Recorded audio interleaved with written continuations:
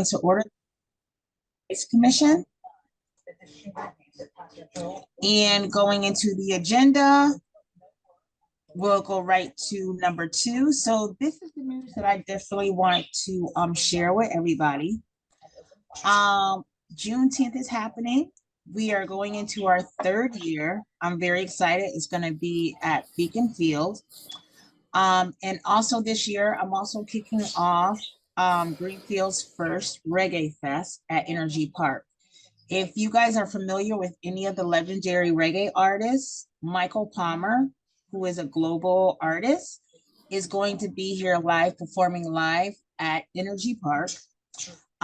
It is free for the community because I like to keep all my community events free. But I feel like this is awesome. I'm very excited about that. We also have a guitarist coming in. We have another DJ coming in and some other entertainers as well. We also have a band coming in, Fear Nothing Band, who's also well known throughout Franklin and Hampshire counties as well. They will be performing for both Juneteenth and the Reggae Festival. Let's see, there's just so much here. Like I said, I'm just really excited for something like this because I'm all about bringing the culture into Greenfield. And where we are, this is definitely a plus. I was actually reached out by Rachel from NEPM Radio today. So I'm doing an interview tomorrow, once again, bigging up Greenfield like I always do, like I did last year, and also bigging up Juneteenth and the Reggae Fest. And on June 7th, I have been invited to attend WWLP 22 News Media Access, where I'll be doing an interview with them as well, talking about our wonderful city of Greenfield, along with our mural that we'll be doing and the cultural part of Greenfield on Main Street, and also talking about Juneteenth and the Reggae Festival. So there's so many great things going on right there. And I'm very, very, very excited for our community and our city to be put out there. So, I mean, I'm just beside myself right now. And also, I definitely want to take this opportunity just to let any commissioners know, as the president-elect of the Franklin County Rotary Club, Quinn, I did bring your name up. I'm sorry, but I did. We're looking for more people to be involved, especially young people with a voice. So if any of the commissioners would like to be involved in Rotary or attend some of our meetings, please let me know. And our next meeting date, I could definitely send you a link. A lot of our meetings that I usually have is at the boardroom at Greenfield Savings Bank. So just let me know and I'll send you that invite, and you could definitely come and just see for yourself what it's like if you want to be more involved in the community on that end. What do you guys do exactly at the Rotary thing? Well, what it is right now is that this year we're trying to change our focus because usually we take on so much different stuff, Quinn. But right now we're actually trying to, the president, which is Dave Green, and me as the president-elect and the secretary, who is AJ, we're actually trying to merge with Kiwanis Club. Instead of having both the Franklin County Rotary Club and the Kiwanis Club as 2 separate entities, trying to see a way how we can make it into one. But me being me, I'm very adamant that the Rotary has our own brand and do our own work. So I'm going to do a lot of new recruiting. And as I told them during our last meeting, my focus is to bring in more. I know the Key Club is in the high schools and stuff like that. But like I said, I did mention your name, but I was like, I just want to bring new energy into the Rotary Club and do more within the community, because I definitely believe in Rotary and I just feel we could have more impact if we had more members. So that's where it is right now. Yeah, feel free to send me that information. I would totally be on board. I definitely will send you that information, and anybody else who is interested in being part of Rotary, I will definitely send you the information, whether it's through a meeting link or to come to the Greenfield Savings Bank boardroom during our next meeting as a guest. So the invite's out there. And that is it for me.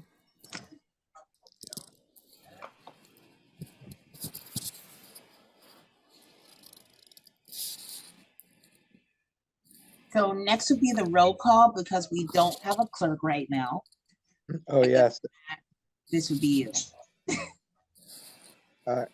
Becky, are you ready for roll call? A question? I just had an announcement before we did that, if that's Yeah. okay. Of course. Thanks so much. So I just want to share about this these focus groups that I'm going to be holding. I'm looking for folks from the disabled community to come and share about their experiences during COVID.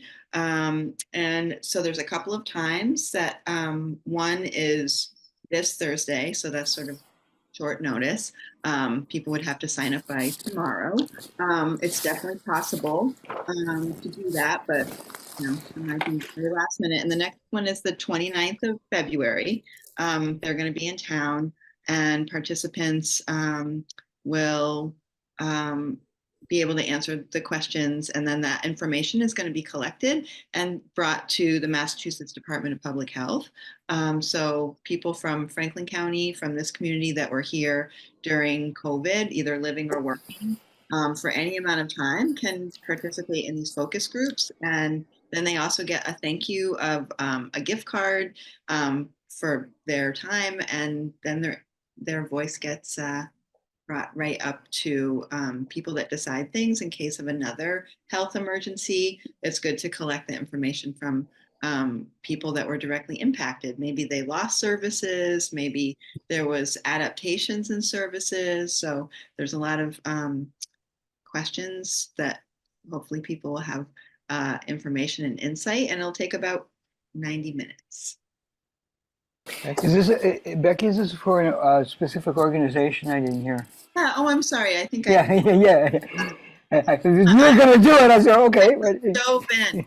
Yeah, right. So I'm a community evaluator for Tufts University, and I work on this project with other people that are in different communities across Massachusetts. So we're sort of collaborating, but we're spread across Massachusetts, and then doing all these studies, either some surveys, some focus groups, some one-on-one interviews, collecting data about different groups, and then that information is going to about different topics. My topic is just related to COVID-19 and people's experiences. So I'm especially interested in people that have multiple vulnerabilities, people who maybe aren't as able to access places where they can share their thoughts and ideas. Thanks. Yeah, I figured you weren't doing this on your own for sure. Right. I'm not Thanks. doing it. Right. Thanks.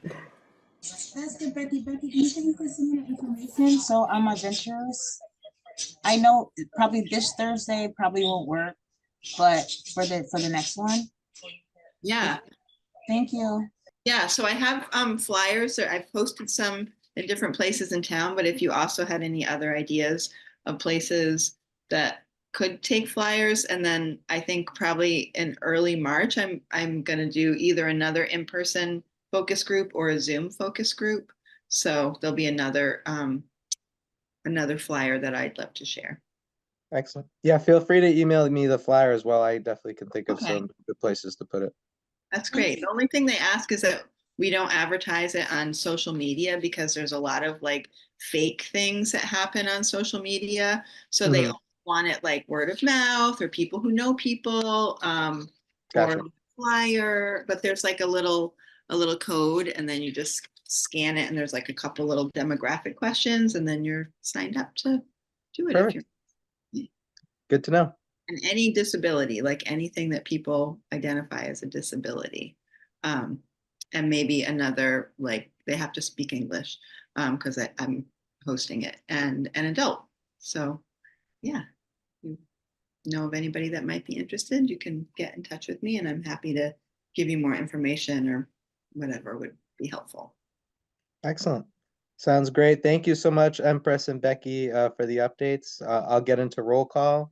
Empress, Here. Present. Becky, Here. Grady, I'm here. Quinn, Here. Lance, Here. and Kathleen is absent.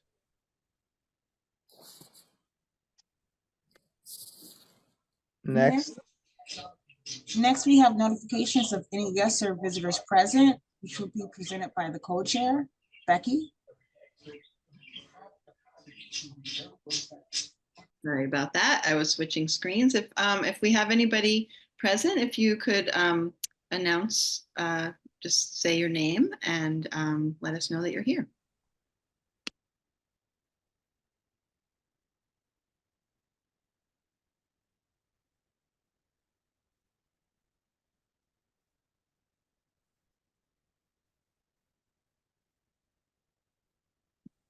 Is there a protocol if the person has stepped away from the computer? Do we come back to them? yeah, we could go back to them. That's a good idea. Okay. Next on the agenda? Approval of January 8th minutes. Yep, that's on me. I apologize for not getting the minutes together ahead of this meeting. I know it was a short meeting, but I just suggest a table the January 8th minutes to the next meeting, and then we can approve both the January and February minutes. I so move. I second that. Okay, excellent. A quick roll call vote. Empress, Approve. Becky, Yes. Grady, Yes. Quinn, Yep. Lance, Yep. and Kathleen is absent. Okay. That was good. I thought it was me. I was searching through my mail looking for it. That's I usually am in the habit of getting them together Right. like the day after, and this time I waited, and I won't do that again. I get lost in Google conversations and the strings that I thought maybe I just couldn't find them. So Gotcha.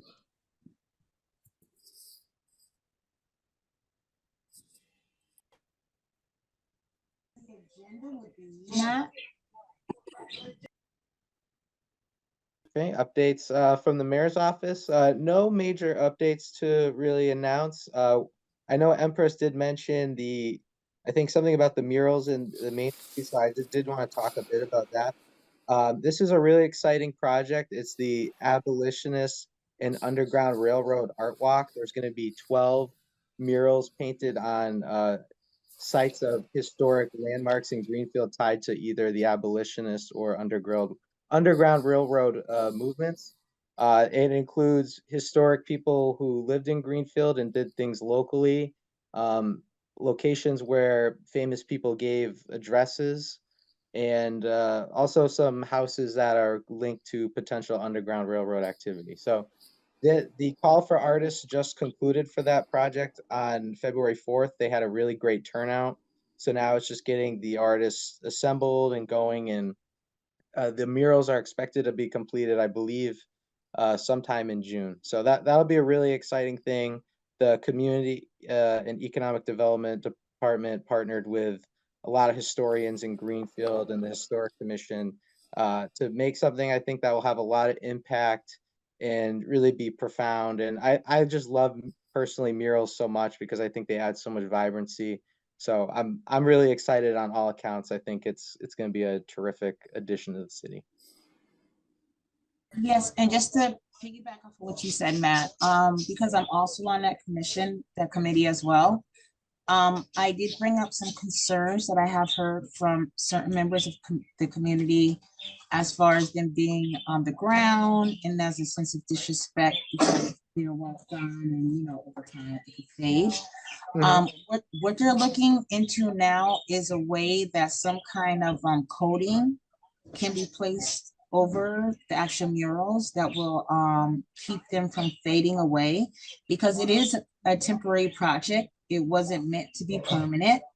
But another thing that they're also going to ask, because it's up to the artist who actually wins the grant money, if they would be interested in coming to do the alteration should it start fading away, to make it more of a long-term thing. But because this is basically, it was a temporary project, right now they're going to try to speak with DPW and certain other things as far as how we could prolong the artwork so it doesn't get fade away over time. So those are some of the concerns that that came to me that I definitely did bring to them, that they're actually working on a way to keep that up in our community. Excellent.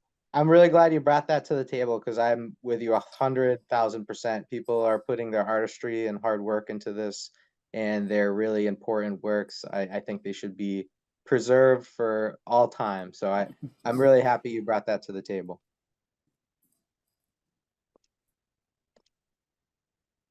Okay, next is number 7, the report from the CSO visit. So I don't have my planner in front of me. Matt, you can probably help me with dates if you know off the top of your head. Impress, it's really hard to hear you. I don't know Yeah, if this is having a problem. no, yeah, I'm having a problem too. There's an echoey background. I don't know if there's something You're on the far back. away from the microphone or something, it sounds like. Can you hear me better now? That's better. Okay, so I was adjusting myself in my seat. I'm sorry. So what I was saying is Matt could probably give the exact date that we went, but I will just give the overall report. What happened, it was me and Mayor Jenny and Wahab from City Council. We did go to conduct our visit at CSO at the Wells Street Shelter. We met with Kaylee and Jalen, who is also one of the workers there, who works with the residents in the population.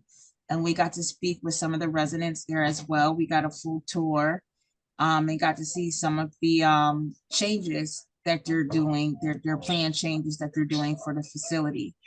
It was a very positive experience. It definitely, as far as the last time when I went to the shelter, when ServiceNet was there, and to this time when I went now that CSO there has been drastic changes. CSO is very open to having more support with the commission and restore certain certain groups or activities. I know Lance said that she was interested in doing like group fair, things like that. So they're definitely open to that. And I definitely appreciate the open relationship that we have now with CSO. And all their future pretenses, all their future plans. So, and I will say, just for the record, I know up to 2 days ago, I did receive another email from another person. Nobody who I was receiving emails from today, but I did submit that information right to Kelly, and Kelly definitely got right in contact with it and definitely let me know today that it was definitely taken care of. So I am very proud of that. So if somebody is reaching out, at least CSO is made aware of those situations, because it's definitely a work in progress. So we really can't look at what happened before. We can just look at what's happening now and move forward. So in that retrospect, I walked away very pleased with that. Excellent. And I can just say offhand, the date I think was Wednesday, January 23rd. Yeah, Okay. I've got a question, Or Empress. 24th, actually.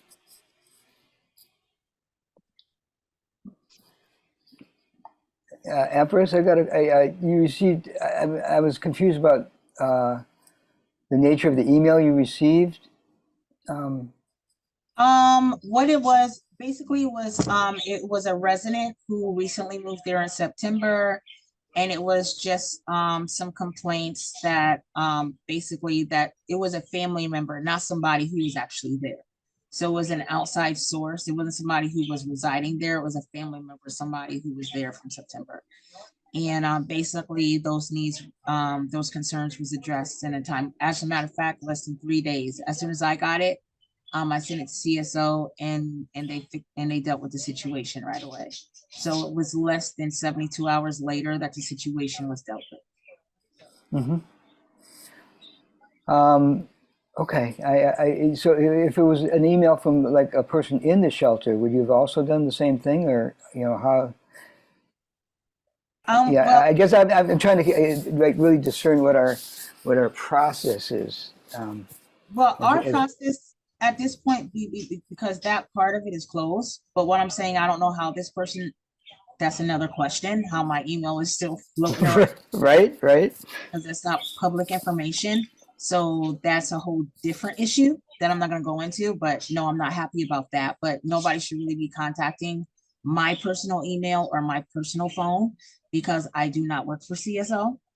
But that's neither here nor there. But at the same time, this was a family member of somebody who resides at the shelter that basically was raising some concerns that was brought to them. So because I do not work for CSO or do not do work at CSO, I basically forwarded that information to CSO and the ones that work at CSO. And basically they was able to deal with that situation. I hope that answered your question, Lance. Yeah. Yeah, I just, my, I guess I'm trying to figure out what the role of the commission is in this sort of context, to responding to complaints that aren't necessarily human rights complaints or filed in that way. Correct, because yeah. therefore to file a complaint, you wouldn't be contacting me. And somehow this is where this whole thing went wrong. Because nobody should be contacting me or any member of the commission through their personal emails. If there's a grievance or something, you should go through the proper channels to file that. You should not be contacting me. And, Right, yeah, right. and unfortunately, that's still happening, and I don't like it. And that should never have been a problem. That should never have been a solution. And that definitely went out of hand to the point where I was harassed and my family was harassed, but not going back into that. But the fact that that's still happening and that people still feel that they can contact my personal email is not a grievance email. It's not. That's not what my email is for. My email is basically what I do to do my job or to do my other things that I'm doing out in the community. Is not something to write me an email as far as grievance. If there is a grievance to be done, it needs to go through the proper channels, and that is not contacting me through my personal email. And I don't know how long this is going to continue. I would hate to know that I would have to change my email so that people will stop contacting me. But this is also another this is it's just it's unfortunate. It's just unfortunate. It's very unfortunate, to where I thought I would have to change my telephone number. Now I might have to change my email address. So anyway, that's where we are, Lance, with it. Empress, in the future, if anyone brings up like a HRC related thing, feel free to just forward it to the mayor's office and we can direct them to the right place. Okay. Thank you. No problem. Okay, moving on to number 8 on the agenda. I know this has been a long time coming. I can tell we're so very excited about this. We have open positions on the subcommittee. So, Becky, I see you smiling. This has been on the agenda, I don't know, for what, 3-4 months now? But what we have for these subcommittees, I will at least like 3 people on each of these committees. For the events right now, we have Quinn, Becky, and myself, which is great. So there's no open, that the events committee is actually the only full committee that we have. Grievances and investigations is basically me and Becky. So there's 1 position that's open. And educational and community outreach, there's 3 positions open. Nobody is on that subcommittee. So Empress, I've got a question. yeah. Yeah, when I went looking back through the information on the HRC's human rights complaint process, both on the sheet that we sent out to the complainants and in another packet that the Human Rights Commission had as an onboarding packet that sort of spelled out what the investigations looked like. There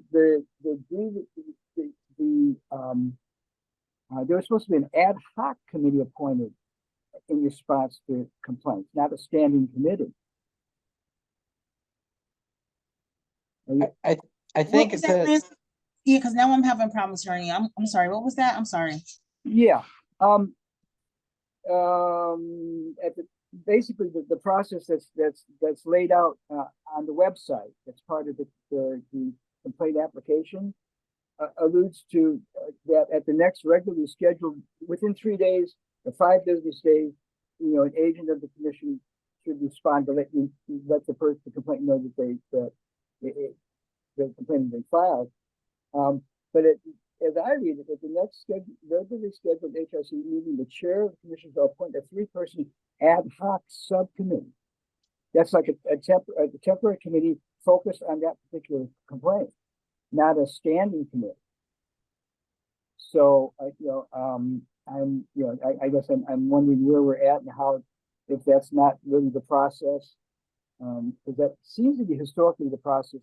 Again, I got an onboarding packet for the Human Rights Commission in fall of 2021, and basically sort of spins that out as well, that the commission response is for the chair to appoint an ad hoc committee to address that particular complaint and initiate a process with the first of negotiation first. Right. And that there was no that some of the language even says, that we're not charged to come up with the veracity of the complaint or any of that. We would try to first resolve it through negotiations, and then move forward and refer, if there's grounds, refer to the appropriate agency. When I really looked into it and tried to discern a little bit more of what the history on this type of thing is, not just here but everywhere. There's a real sort of a murky area, not murky, like the human rights complaint. On one level, it's like a civil rights complaint that everyone has to be treated equally, and it identifies specific categories, race and gender and age, that if there's discrimination, that's something that we want to lift up and look at and try to resolve. And then human rights sort of goes even beyond that to things like, in one of the articles, there's a right to housing. There's a right to free public education. There's various rights that are set out in this UN declaration that are also sort of within our peer review. And I think that I'd like to have an opportunity as a commission to really explore the process more and see if we really want to go with that. And perhaps the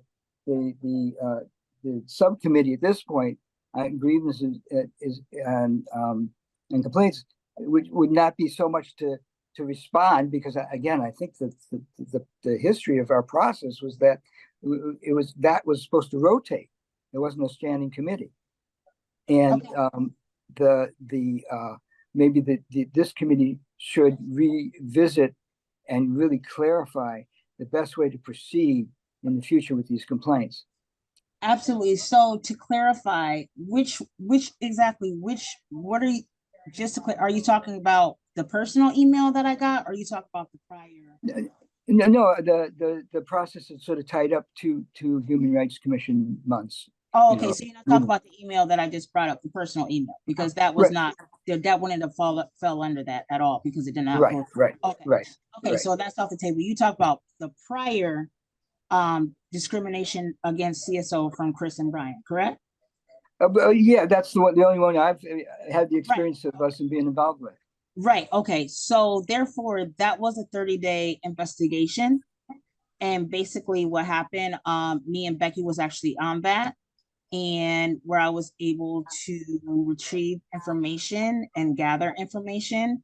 And basically what happens, there was information that was shared as far as behavioral or conduct. So therefore, what it is they're giving, CSO actually gives a certain period or a certain grace period of rules. Every place has rules. And what happens if those rules, if you are in violation of those rules, there is a process where eventually your housing will be put at risk. So Yeah, what I'm pretty clear on that, Right. piece. I'm just not clear on our own a process of again, the according to the information that we've published, there's a certain process laid out of how to go about it. And Right. that, So therefore, that would have involved you appointing a ad hoc committee. right. But that's what I was telling you. We already have a grievance committee. And as a matter of fact, yes, and that's what I was saying when I was going through the committees right now. I said me and Becky's on that.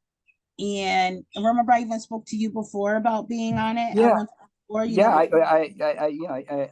I volunteered at one point. Right. Sort of in that first meeting. I Right. guess I don't know if you're understanding what the point I'm making. There's no, according, like we're creating a standing committee Mhm. to respond to grievances and complaints. Correct. And I'm saying by the past process that's published is there's not a standing committee to do that. It's an ad hoc committee that rotates through every member of the commission. So Matt, do you have any clarity on that?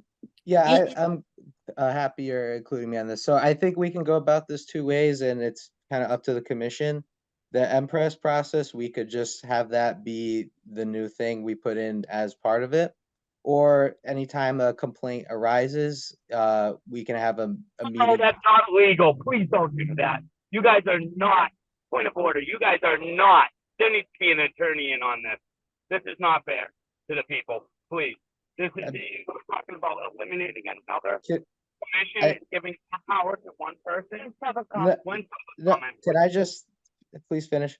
The other thing, what I think the best avenue is anytime a complaint arises, we have a meeting, and then at that point kind of assemble the committee. Because I get what Lance is coming from, in the sense where it's good to have different people to be participating in that in those discussions. So I think that's kind of what Lance was pointing out. Is that right?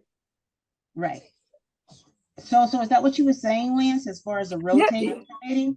Yeah. Again, this is not. I'm not winging it. This is right in on it's on the website. It's part of the complaint procedure that's outlined, that was supposed to when someone responds to when we respond to a complaint, we part of that process is we respond with the process.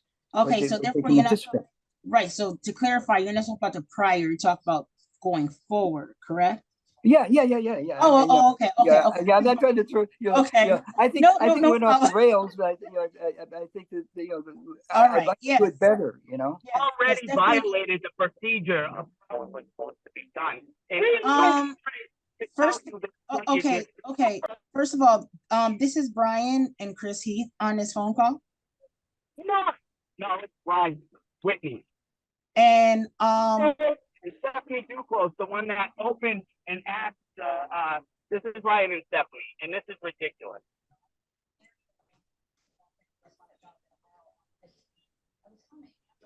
I think what Lance suggested is a good step forward, and I think Empress and everyone else seems on board with it. Yeah.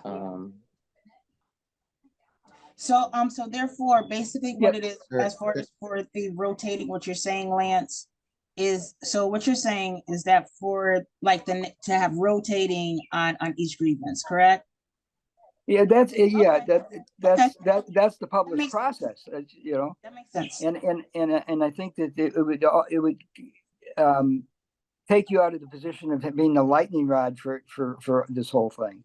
As things go on, and that we all take a responsibility to engage in a really clear process, and that we move ahead, to following that process. Right. So therefore, right now where we are, so let's go back to the agenda. So what it is that on the agenda. Hold on. Where are we? Hold on. the committees, subcommittees. Right. So let's go back to the committees because that's where we are. Thank you, Lance. Hold Yeah. on. So to go back up there, let's see. All right. So therefore, so for the grievance and investigations, basically it would be 3 positions. Mhm. Okay, so we have 3 positions that's open on that committee. And yeah, and that, as I understand it by the process, basically that committee is to be formed at the point that the next complaint do we receive another complaint, formal But- complaint.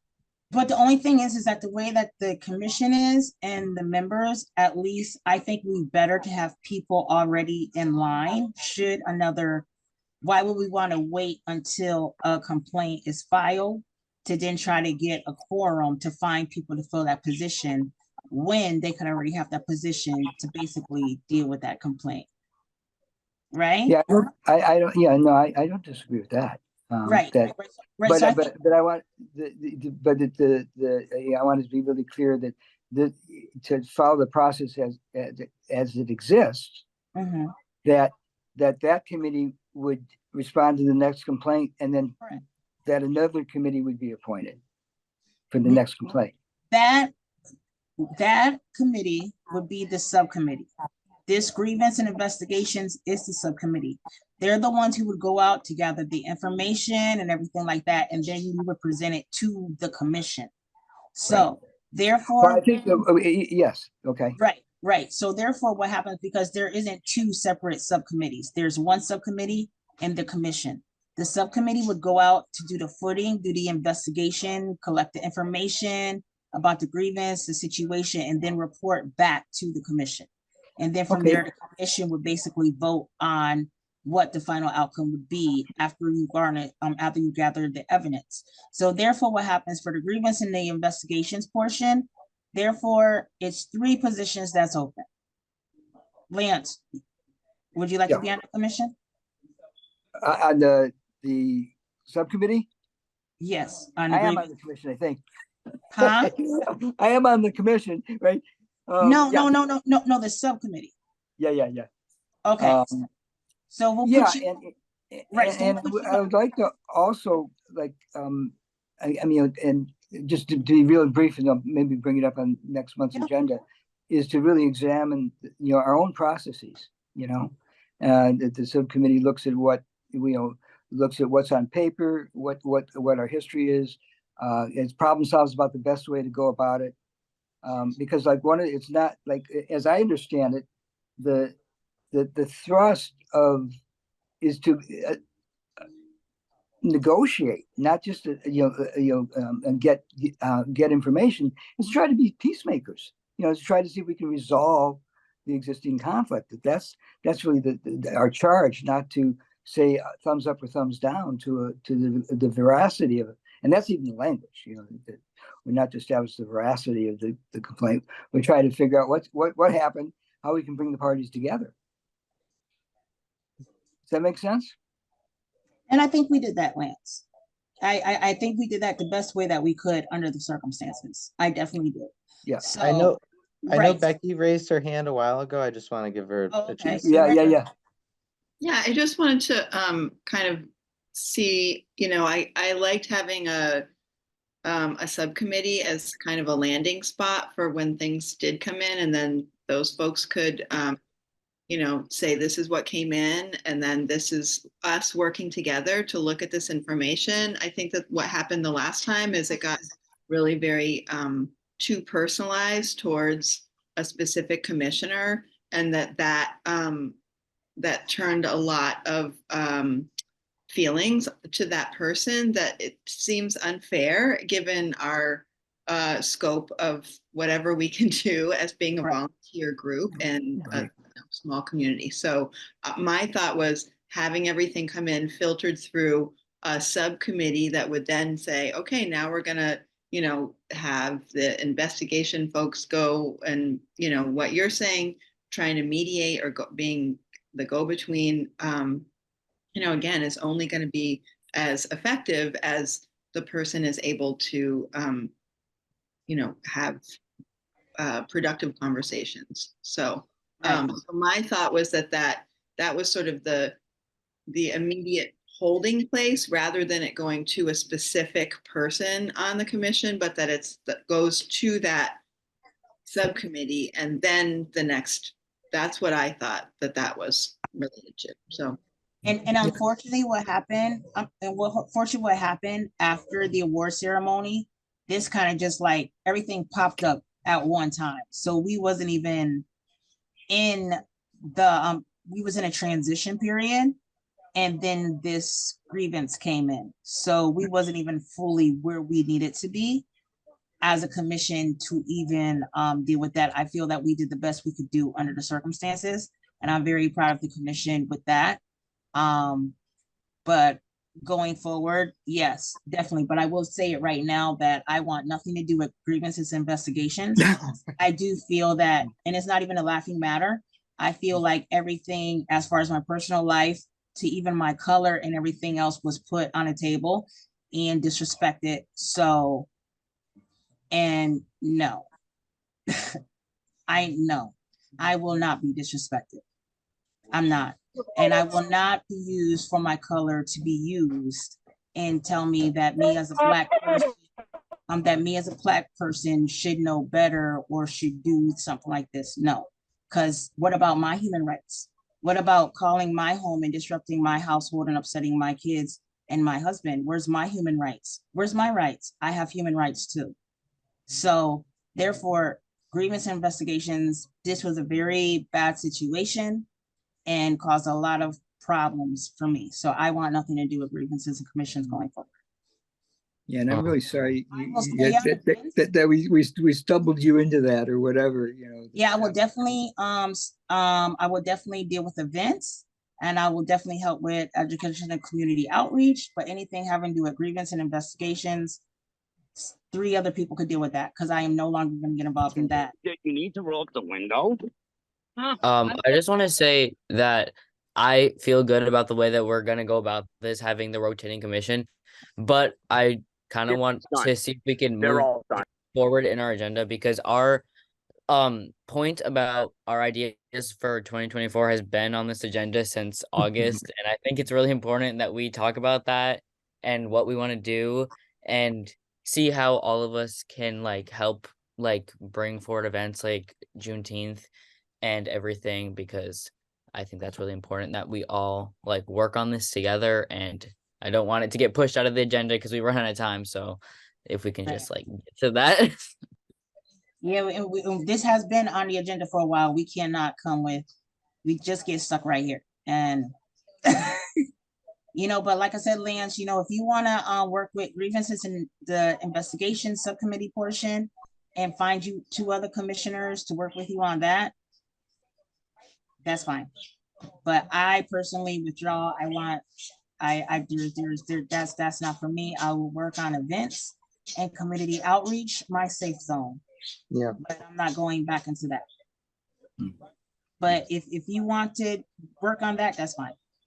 Sorry, good. Becky. Oh, that's okay. I just think that's again part of why my vision of that subcommittee was, again, to take it away from going to an individual person on here, and it goes right to a collection of people. And also the other thing that becomes problematic is that then if something goes to one person, that one person has to do outreach to everybody. So again, then we're violating the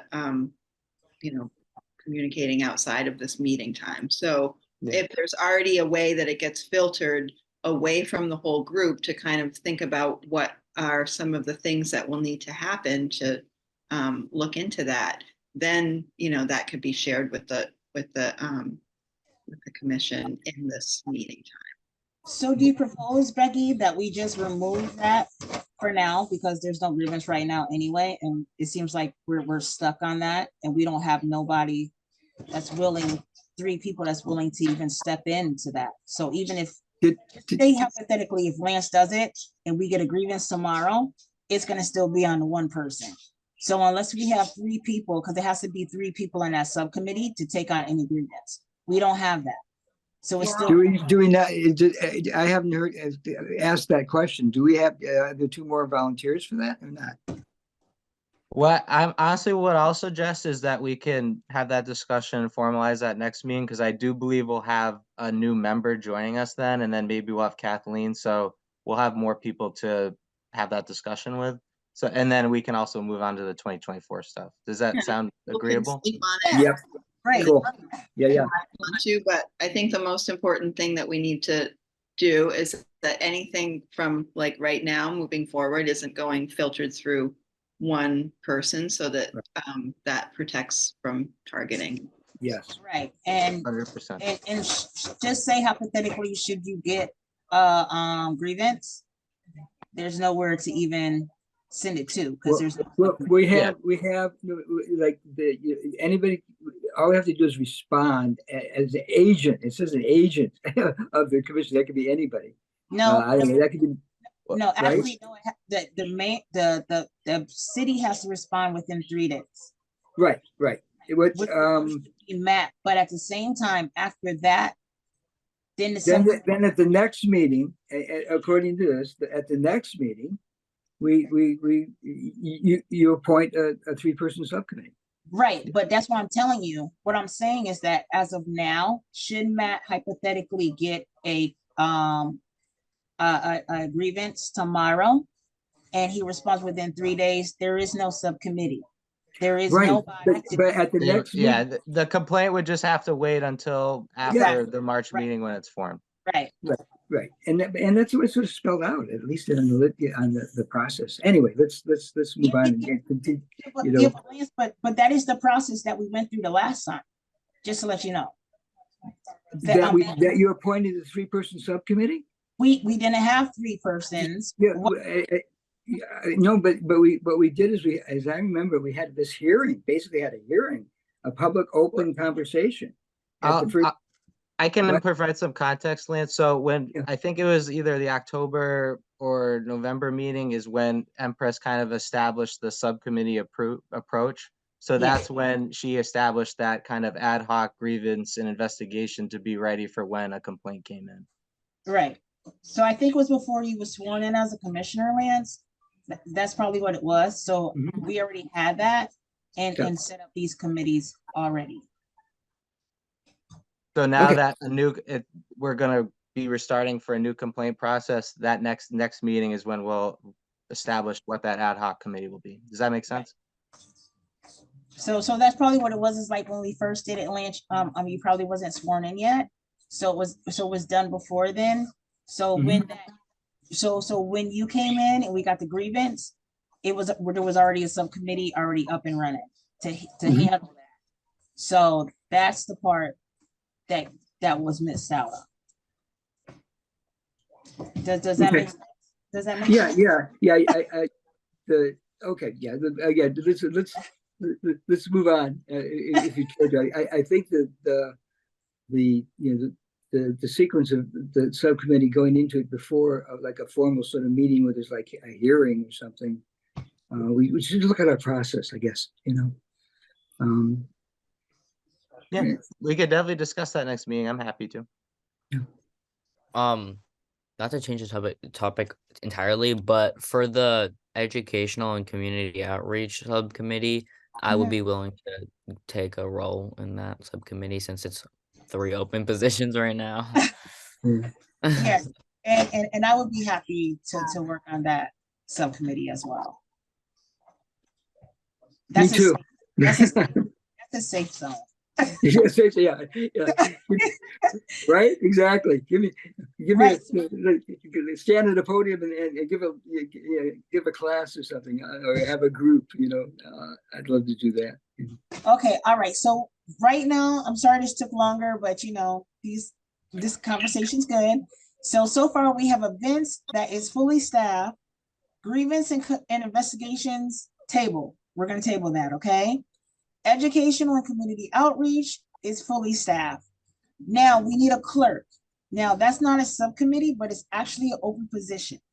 which Matt has actually been doing this, and we're very grateful for Matt to take the minutes and everything like that. So, Right? so thank you, Matt. But he's definitely taking on more than he's supposed to right now. But we're very thankful. But if somebody would like to take over that position as a clerk and take the minutes and everything that a clerk does, that position is open. Like I said, it's not a subcommittee, it's a position. No takers? Lance. Everybody's looking the other way at this one. All right, so we could table this for now because you said we have a new member coming on. So Yes. Yeah. yeah, so we could table this for now. That's fine. Sounds Now on to number 9. Thank you, Quinn. We're here. Time to think about Right? 24. Yes. It only took us what, 3-4 months to get here? So it's time to think about 2024, guys. What is the priority for the Human Rights Commission? What is going to be our focus for 2024? What's our goal for 2024? And panel discussions for 2024. I would like to say that I think our number 1 priority right now is to get the plaque up in City Hall with Gloria Matlock's name on it from the HRC Awards. I feel like that should take precedent over everything because we're 75% done. We did not finish what we started. So I think we should do that. As far as our focus, instead of us being all over the place and everything like this, I would think it would be good for us to have a focus plan going forward. Whether it is the youth, whether it is community needs, whether it is outreach, whatever it is, I think we should have a focus plan and be like, we're just anything having to say if we're dealing with homelessness for 2024. Everything, we should focus on everything having to do with homelessness for 2024. We shouldn't take on anything having to do with the youth, unless it's youth homelessness. I think it's good. At least we will have more of a focused plan, and that will work more so on our goals. Like, what are our goals? What do we want to achieve in 2024? Where will we like the HRC to be by December 31st of 2024? This is what number 9 is about. And I know, Quinn, as far as panel discussions, I put you on here without you even knowing it. But I know that Quinn actually, he had, I know Quinn has some ideas for panel discussions when we was actually having the Human Rights Commission award ceremony. That was very good panel discussions. And this was actually one of the things that me, Daniel, and Wendy worked on from the past commission, was having these panel discussions and pulling the community in.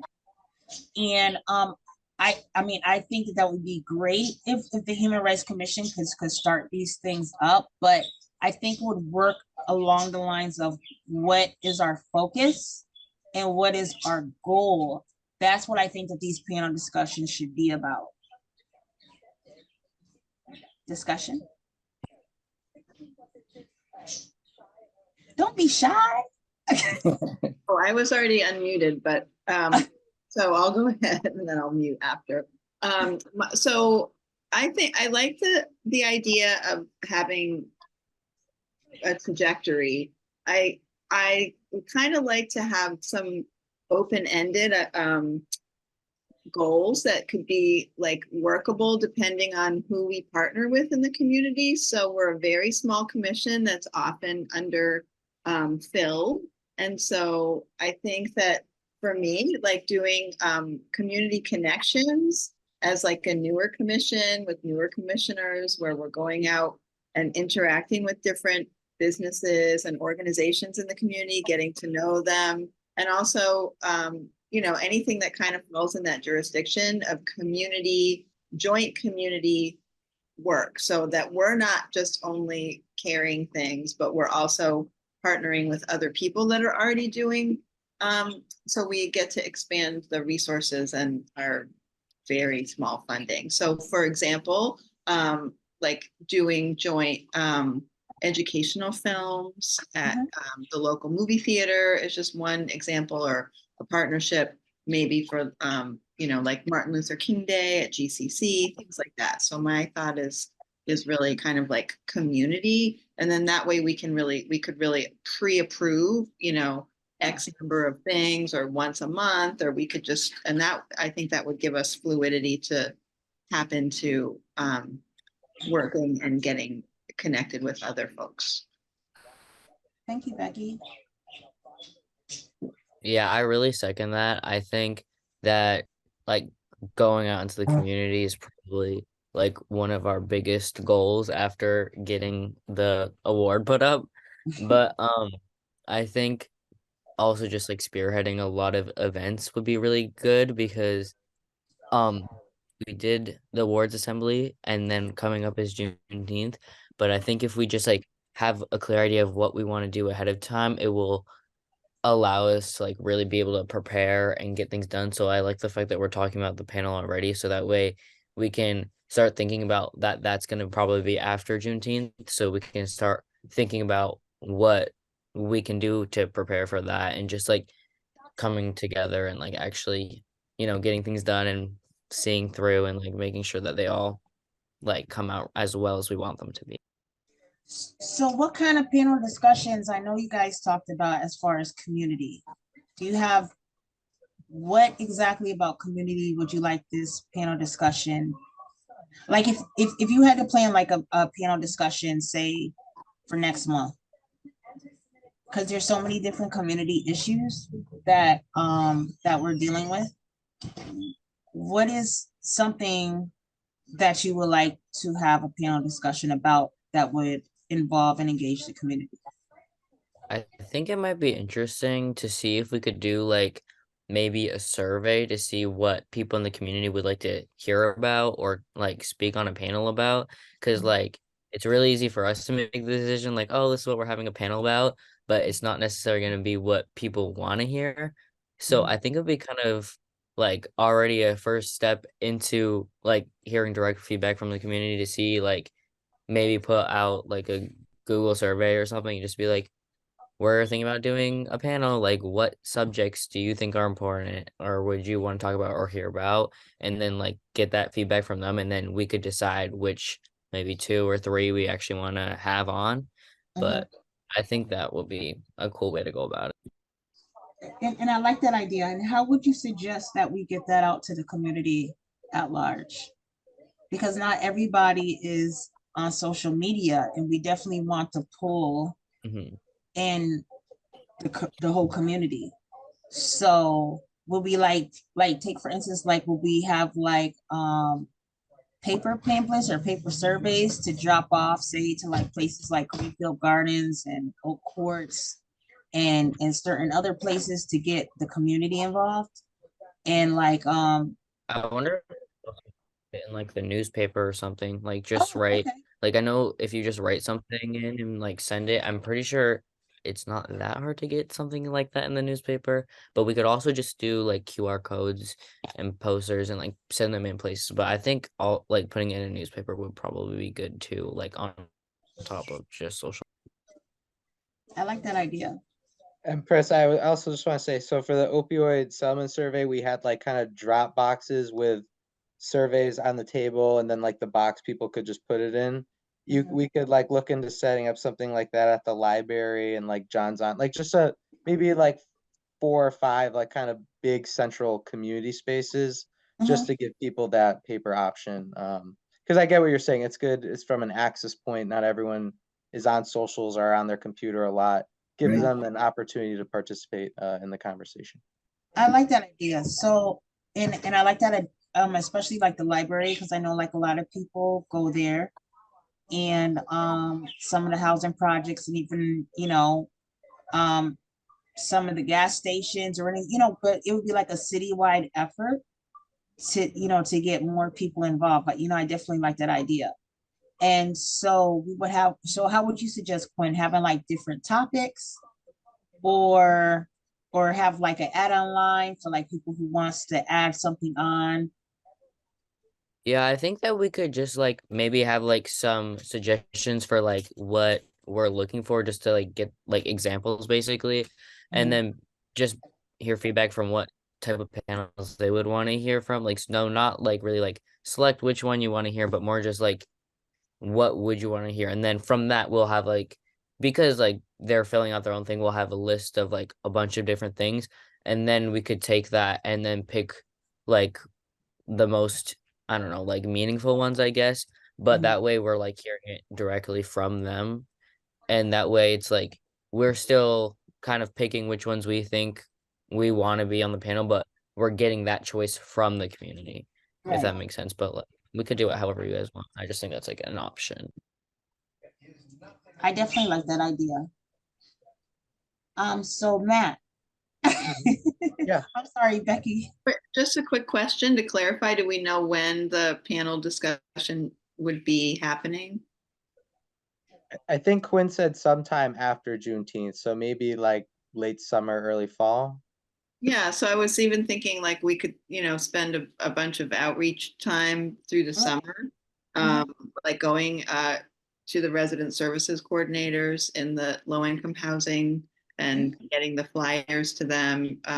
So maybe we could get some have a longer span of time to be able to collect public input. Yeah, instead of rushing it. I definitely like that. I like that idea. Yeah.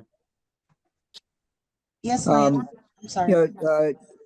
In the past, like having a tabling presence, like at the farmers market, I think is a way to both be visible and to have as a distribution point for questionnaires. Yeah. And which is great. And I like that idea too, especially farmers market, because I know a lot of the community goes there. It's just the as far as who is going to volunteer to do it. Right. Well, I would definitely volunteer to do a tabling run, Okay. one weekend. That's excellent. All right. I think So farmers market comes back like end of April, I think. So that coincides well, like timing wise. Yeah. Yeah, so I think that's great. So like if we have people that's like willing to like, like Lance said, I'll do the farmers market, or Quinn says, he'll do a football rally, or Becky says, she'll do this over here. We could all hit up different areas of town and different parts of the community, and we could all be involved and bring in different parts of the community to actually be part of this survey and be part of this panel discussion. I definitely think that's a great goal for 2024. And I'm definitely yeah, that would be great. And it's great because it would be right under the educational and community outreach portion. And it's definitely something that we as body, as a commission body, can actually all take part of and do. So Excellent. So do we want to say like maybe next meeting it could be like a good brainstorm session for like getting the draft of like the survey together? Like maybe we can all bring different topics to the table, Yeah. and just kind of help assemble what the survey will look like and talk about potential locations and stuff like that. And then going into April, we kind of have our formalized plan of what everything will look like. Does that sound reasonable? That does sound reasonable for It March. does, and that's plenty of time to envision something happening in the early fall or late summer. Right. And I remember when, especially because Lance said that he would like to do the farmers market, and I know that it was said like that's April, like towards the end of April or so. So that would be right on point to get everything together. Perfect. Excellent. And I also just want to say I agree so much about when we prioritizing getting the plaque up for Gloria. And I think that's something we could try to organize, having the ceremony together, maybe late February, early March. So I think I think all I'd have to do is I'll go around and see some different engravers. Okay. And I can send the events and subcommittee group just what some of the different prices are and see compare to what budget we have left. But once we get that engraved, I think Mayor DeSorio would love to have like a little ceremony for Gloria, just to getting the plaque up there. It'll be so awesome just because you know, adding a third name after it's been, you know, Yeah. 7 or 8 years. Right. And it's just a testament to the great work Gloria's done in this community, but also the great work all of you have done to resurrect the award. And I'm excited to continue to see it grow over the years.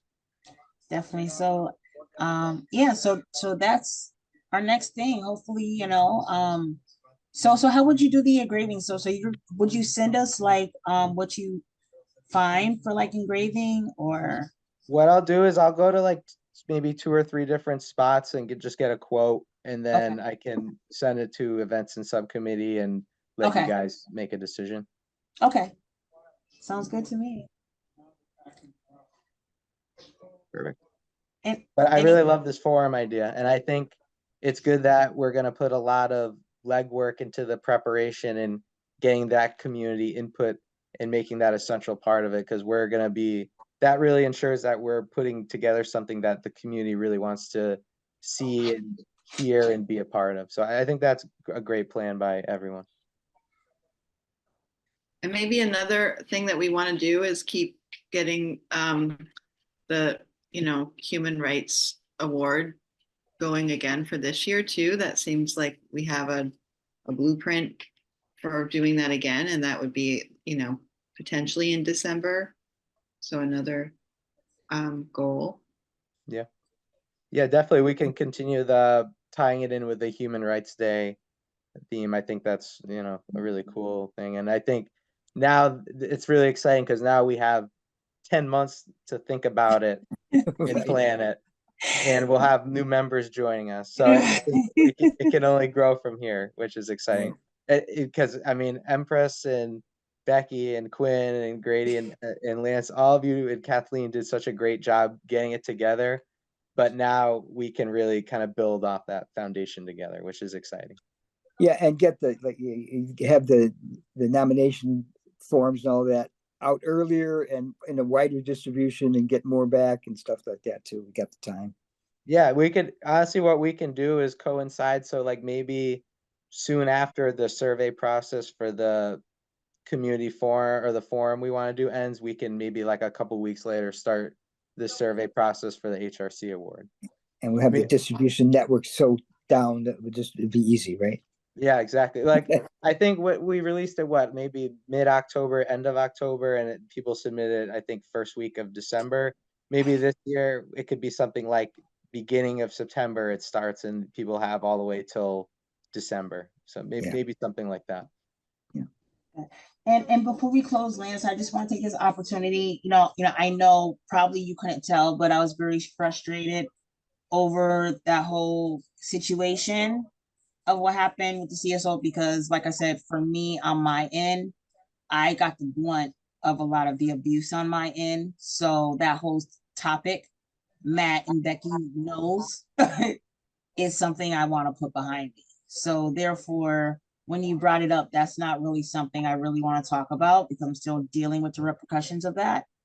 And it was not a good situation. I believe I even spoke with you about it. So Oh you yeah, kind for over an hour, and I understand that, and Yeah. it just broke my heart to see you Yeah. have to be the lightning rod. Yeah. So I just want, it's like, I wasn't frustrated with you. It's just like, I'm just frustrated with the way the whole situation manifested itself. So it has nothing to do with you personally. I don't want you to think that, I have a lot of respect for you, but that situation was just a very troubling situation for me that I don't want to look back on.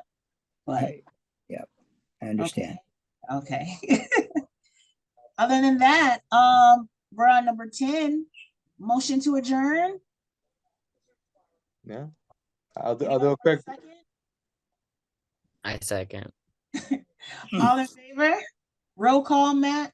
Oh yeah, roll call, right? Empress, Because he like just the clerk. Empress, Yes. Becky, Yes. Lance, Yes. Grady, Yes. Quinn. Yep. All right. We are adjourned. Have a great night, Right. everyone. Thank you.